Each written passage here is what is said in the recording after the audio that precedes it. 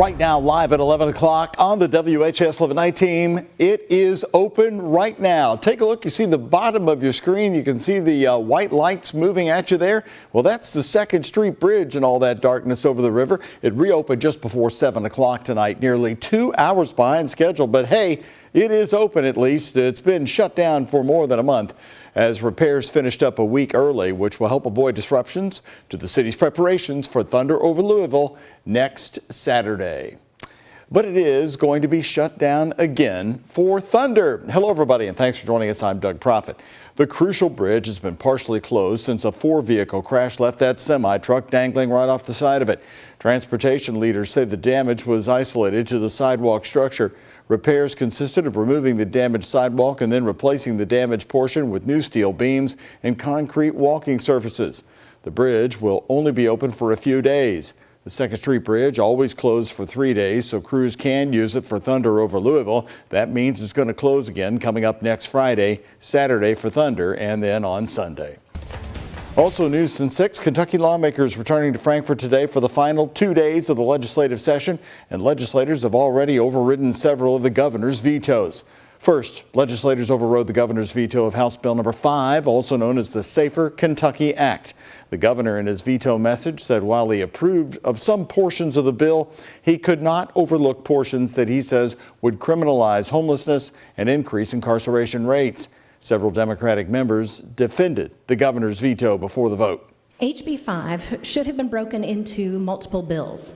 The good sections are really good, but the bad provisions, and there are a lot of them, are very bad. We all know that being homeless is not a crime, but criminalizing homelessness only makes it worse, and it adds to an individual's or family's misery. Despite the protests, the governor's veto was overridden in both the Kentucky House and the Kentucky Senate. Well, the legislature also easily overrode the governor's veto of a measure that removes him from any role in filling any future U.S. Senate vacancies in Kentucky. The bill says that a special election must now be held to choose a replacement for any senator who will not complete their term. The winner of the election will then hold the seat for the remainder of the unexpired term. The governor in his veto message talked about that day party bosses having too much control. Mr. Speaker, the governor is the party boss of the Kentucky Democrat Party, plain and simple. Too much control. The people should decide who a United States senator is by election always. The bill moved through the legislature at a time of pending transition for U.S. Senator Mitch McConnell. McConnell, as you know, announced that he will be stepping down from his longtime Senate leadership position in November, but he is going to stay in his Kentucky Senate seat. Aides said the announcement was unrelated to his health, which has been under intense scrutiny following a concussion and 2 public episodes where the senator appeared to freeze. All new right now on the WHAS11 night team, scrambling to get ready for school next year. Parents are already trying to figure out how to get their kids to magnet and traditional schools after bus service stops at the end of the school year. WHAS11 night team's Connor Steffen and photojournalist Elijah McKenzie are talking with parents and students who say the impact is already being felt. Inside JCPS magnet schools. A lot of people are having to consider different options for next year. Change is looming. Yeah, it's definitely going to change some children's lives. Change that looks to impact some 14,000 students next school year. Under the new transportation plan the school board passed this week, JCPS plans to cut transportation to all magnet and traditional schools, except schools where 75% or more of students are enrolled in the free and reduced lunch program. Under the option, 4 JCPS magnet schools meet that threshold: Central, Western, W.E.B. Du Bois, and James Grace Academy. For parents like Demetria Stroud, I know a lot of parents are going to have to change their schedule around. And students like Jaden Stroud. And it's already looking like teachers might have to find other jobs elsewhere. The new plan signals worry. It's definitely a little more standoffish. You know, why keep trying, joining clubs, applying to different things when you know you're going to have to do it all over again. But obviously it's an inconvenience on many levels for most parents and most families. For middle high school parent Maurice Churn, inconvenience doesn't entirely mean incorrect. Being a shortage of school bus drivers and stuff, I know where they're trying to get to. The district's transportation team estimates 475 bus drivers will be available at the start of next school year, with a plan to have kids dropped off by 6:15 to 6:25 at night.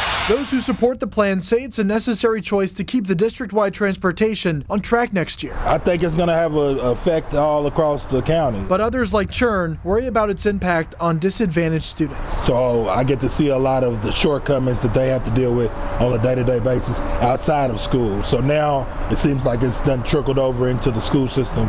It makes me a little upset because, you know, you build bonds with people for so long, all the way from when you started as a freshman or even some people in middle school, and you're just trying to finish out your schooling, and for that to get taken away from you right before you're about to have another big change is really hard. As parents and students try to pivot, public sentiment continues to sour. In Louisville, Connor Steffen, the WHAS 1119 on your side. The school board decision comes in the wake of that audit from the company called Prismatic, which found JCPS leadership did not seem to have adequately weighed the time needed to implement such sweeping changes at the start of last school year. This morning, West End residents gathered at the Bishop's Table. It's held every Friday morning by Bishop Dennis Lyons of Louisville. Today, the weekly topic was JCPS. Former JCPS principal Michelle Penix was there talking to her neighbors about how the district's recent vote will impact their families. In that room, there were hundreds of solutions. People were coming up to me saying, have they thought about this? Have they talked about this? I'd like to see our superintendent do some community sessions. JCPS has threw down the gauntlet. It's up to us to take the challenge and figure out how to take that challenge and make the system better for our children.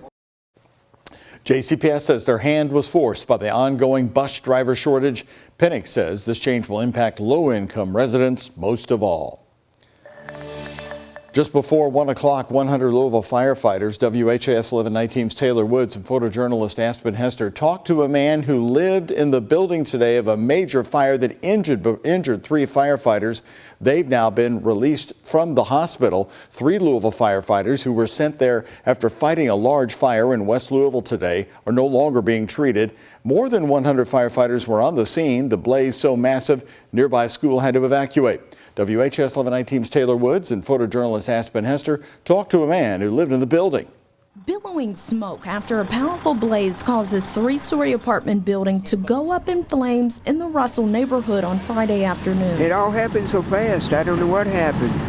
Everything was fine one minute, and then it seemed like less than 5 minutes later, the smoke was so thick you couldn't see your hand in front of your face. Richard Bell has lived in this building for a year. Louisville Fire says the fire was so massive, it's considered a 3-alarm status. And that wind is pushing that fire, it's feeding it and allowing it to move. Bell and 2 other residents immediately evacuated. When I realized the house was full of smoke, I went to the front door to try to open the door, but the doorknob was so hot I couldn't get a hold of it to open the door. That's how I burnt my hand trying to open the door on the doorknob. 1 resident was evacuated by first responders. The smoke was so powerful, students and staff at Big Elementary School had to evacuate. I've never seen such a response in my life. Close to 100 Louisville firefighters worked to get the blaze under control. Roughly about an hour and a half before we gained control.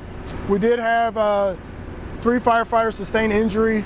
All 3 of those firefighters have been transported to the hospital. 1 firefighter sustained injuries to a fall, while 2 others were treated for minor injuries. Bill Edwin lives next door to where the fire happened at. I heard a boom. I thought it was a wreck out here at the intersection because we've had some bad ones. He immediately looked out the window. When I seen smoke rolling out of the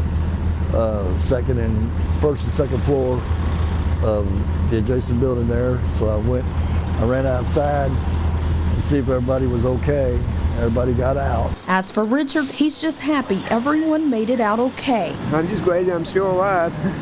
Arson is still investigating the cause of the fire. In Louisville, Taylor Woods, WHAS 1119 on your side. And the Louisville Fire Department says those 3 firefighters have been released from the hospital and they are now all doing well. And he brings an amazing passion and energy for this place, and then he has got the skill set that goes with it. He's one of ours, and that means a lot to all of us. That is UK Athletic Director Mitch Barnhart speaking today in a radio interview. The University of Kentucky will be introducing fans to the head basketball coach this Sunday afternoon at a free event inside Lexington's Rupp Arena. BYU's Mark Pope has been hired to lead the Wildcats, and Pope is no stranger to the Commonwealth of Kentucky. Pope has already won a national championship with the Wildcats as a player. In 1996, he was the captain of Rick Pitino's Untouchables team. Pope no stranger to Kentucky and its fans, something Pitino touched on in a special video message he posted to social media today endorsing Pope as the new coach. Well, I can guarantee you one thing. Nobody epitomizes the name Kentucky on the front of the jersey more than Mark Pope. I couldn't be any more prouder than to see Mark Pope lead the Kentucky Wildcats to another championship. He'll get it done. Pope has already acknowledged the pressure of holding the Kentucky job. In a statement today, Pope said Kentucky is the pinnacle of college basketball, and hanging a banner in every year is expected. He also added, quote, "Equally as important, UK changed my life forever as a human being. The love and passion I have for this program and the university and the people of the Commonwealth goes to the depth of my soul," end quote.